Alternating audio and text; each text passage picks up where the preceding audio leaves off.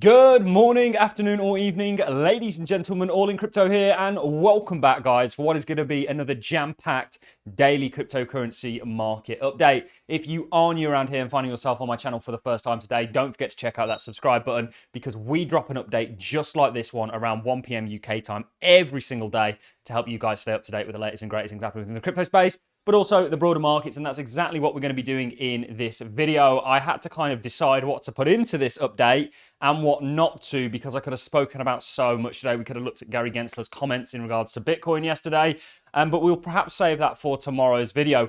I want to talk about what's happening today in regards to the FOMC, not FOMC, non-farm payroll that's coming out for the US. Remember, we are still a part of the macroeconomic landscape. Yes, Bitcoin has its own fundamentals going, but there is a tide that you don't particularly want to be swimming against, and that's a risk-off tide that comes on the back end of a strong dollar. So we're going to be talking about that to start the video off. Powell actually spoke yesterday, and we'll be looking at some comments that he made. Remember, we do think rates are coming down. We're not in the higher rates for longer camp. Yes, the bond market is in this interesting position, but we actually think that the bond market is signaling to us that the Fed is about to step in, abandon QT and go to QE, certainly with that reserve repo market getting drained. So it's going to be quite macro focused at the start, and then we're going to be talking about the big news in the crypto space, and that is the fact that BlackRock themselves are actually going to be buying Bitcoin spot ETFs to put into their own fund. And we're going to be looking at a couple of different takes on this. We'll be looking at gold and what happened with gold back when it had an ETF approved back in 2004. Is Bitcoin on a similar trajectory? And then we're going to be diving over to the Bitcoin price, which is very relevant today. It's making me a little bit sketchy on the short term, certainly given non-farm coming out at 1:30, so half an hour after this video is released. But we'll see what comes out. So without further ado, let's dive into it all. And let's start off with what, of course, is taking place today. And of course, you have non-farm payroll happening at 1:30. Now, the last non-farm payrolls have been big. Typically, or by big, I mean a massive overshoot on the prior, or even in regards to expectations. They've massively overshot. This one's coming in at 198,000. I actually think it might be a bit of a beat. I wouldn't be surprised, and it would actually probably be a good thing if it sort of came down somewhat. But the reason that non-farm payroll and the strong labor market has been bad is because it's given Jerome Powell the backing to, when he was increasing rates, continue to do so. And certainly a strong labour market means that he's more than happy to hold rates where it is, because there's no sort of damage, as far as they're concerned, being done with this higher interest rates. And of course, there's a kind of seesaw effect with a very strong dollar and high rates, and of course risk markets. And remember, markets are forward looking, they always plan ahead. So exactly what I think the bond market is doing. The Jerome Powell also came out yesterday and said the Fed is not far from the point of cutting interest rates. And we have a technical assessment on the dollar that sees it come down. Remember, the Dixie and the risk markets are very correlated. Again, that seesaw, dollar down, risk up, look at the bottoms. And also the dollar and its strength is quite correlated with the proliferation of it. And I think they're going to proliferate and basically step in and support the bond market, which has been supported thus far since they upped the debt ceiling in regards to the reserve repo. I'm doing a long video on this tomorrow morning when I'm going to be talking about who's going to be buying the debt, and I'm going to be introducing the Fed as the buyer of debt, which is going to pump liquidity into the markets. Remember, if you look at where global liquidity is at, and I'll move this slightly, we are expecting an uptick this year going into 2025 for global liquidity. And I do think we're going to get that, and I think that's going to come in on the back end of the Fed coming back into the markets in regards to the bond market, because they have to be the buyer of last resort, otherwise they let the entire system fail. We're on the opposite side of rates won't spike. They'll step in, basically, certainly with elections and things coming up. And that's going to be positive for the markets, one of our macro reasons for being long. But Fed Jerome Powell said inflation is not far from where it needs to be for the central bank to start cutting rates. I think we're in the right place, said Jerome Powell. He said a lot of things. He was asked about a number of different things. This is a quote from him. We're waiting to become more confident that inflation is moving sustainably at 2%. When we do get that confidence, and we're not far from it, it'll be appropriate to begin to dial back the level of restriction, Powell said in response to a question about rates and inflation. He said the rate cuts would be so the Fed doesn't drive the economy into a recession rather than normalizing policy as the economy gets back to normal. And actually, if you take Jerome Powell on his merit of actually bringing inflation down, he's done quite a good job. Now, I think we're going to dive over to the bond market. Do forgive me, guys. I've got all sorts of trades on at the moment. ICP is one that I'm in at the moment that I'm likely, investment pot, we are long. But from a trade point of view, I do have a couple of leverage trades that I think I might even get out of before non-farm payroll. I don't want to eat that volatility. You just don't know what's going to happen. It's a lot more risky. But the bond market, so this is the bond market. This is TLT. This is 20-year dated treasuries. They're issuing a shitload of treasuries at the moment. And no one's buying them, okay, other than how they're getting sold at the moment is with money in the reserve repo. Now that, and I might as well show this if I'm going to talk about it. I do a long video on this tomorrow. So the overnight reserve repo, we'll take it off log.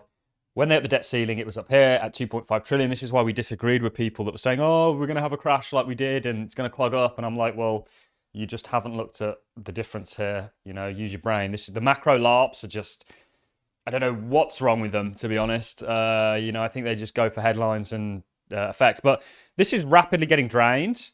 So who's going to step in and buy all these new treasuries that are going to continue to be issued? Well, in my opinion, it's going to be the Fed. And I think TLT is showing that.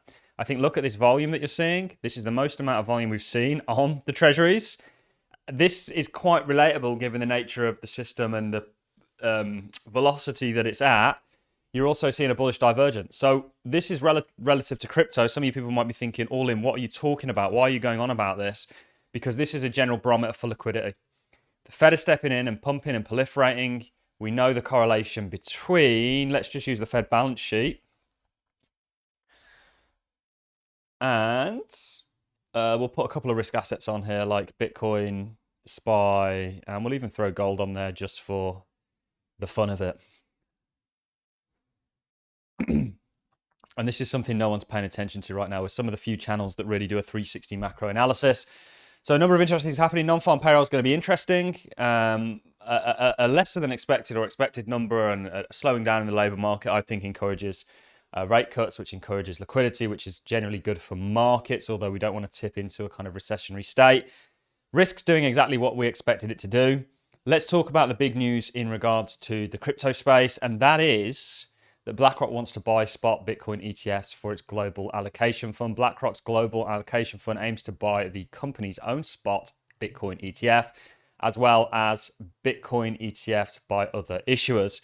Now, we've seen record-breaking volume, and it's really been the story for Bitcoin in regards to the ETFs. That's about to amplify, okay?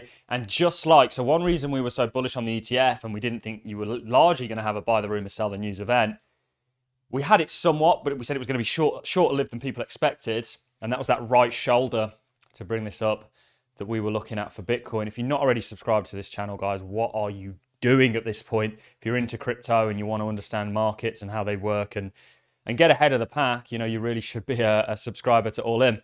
So this was the actual approval. And then we said, okay, fundamentally something interesting has happened here. The same thing that happened with gold, because once you have an ETF, this is round about where gold's ETF got approved. You can see the kind of rally that it went on. And this was on the back end of institutional money or capital being unlocked via an ETF. Remember, 70% of capital in the US is stored with people 60 and older.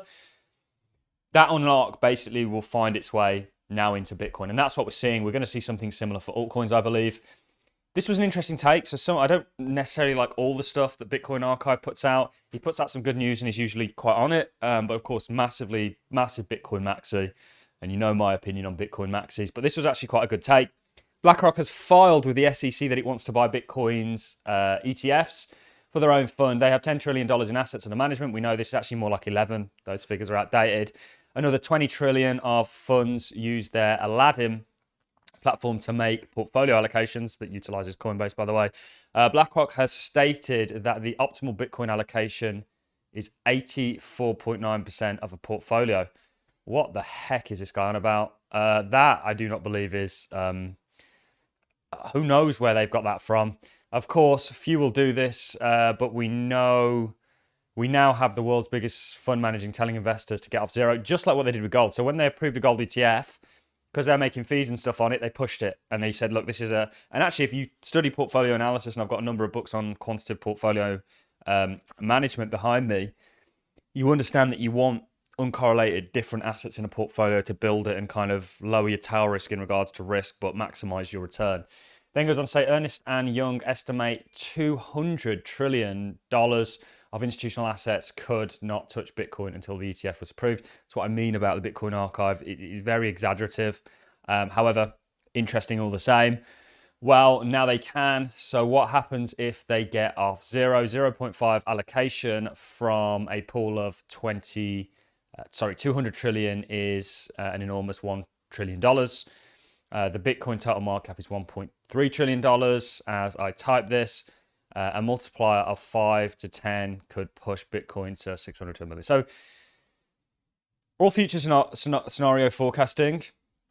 Remember, this could be fundamentally what's going to take Bitcoin to our target of 150K. And again, we do very much think you are on that journey. We're seeing real volume come in.